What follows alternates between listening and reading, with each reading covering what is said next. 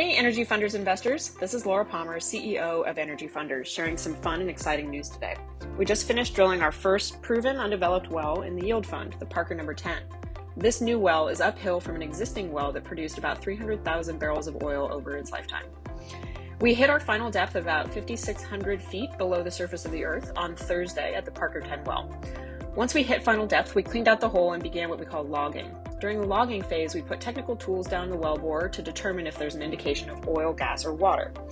Once the data has been gathered from the tools, we analyze it to determine the quality of the reservoir and the presence and type of fluid. This will generally tell us if there's oil in the rocks that we've been targeting. The log data from the Parker 10 well have so far indicated a few interesting things. First, our tools measured very high permeability and porosity. This means lots of tiny holes that are connected up to contact as much of the reservoir or the rock as possible.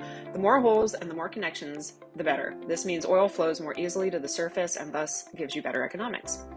Second, there is no indication of water in the formation. That's good because water in the pore space means you do not have to dispose of excess water along with the oil that comes out of the well.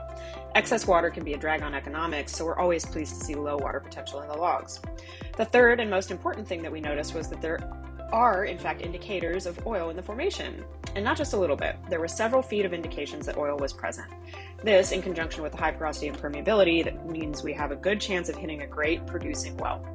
Of course, this is a simplification, but we at EnergyFunders and the geologists and engineers at Paleo Oil are all very excited to see the early results of this well. Next, we're going to test the well's potential to produce oil and begin the completion, which is when we perforate holes in the casing to access the formation to get them primed to flow. Once the completion is finished, we will hook it up to a pipeline for oil sales, which will generate revenue for EnergyFunders investors. We're thrilled to have a new productive well as a part of our Yield Fund 1. Talk to us about joining our fund so you can take advantage of investments like this. Thank you.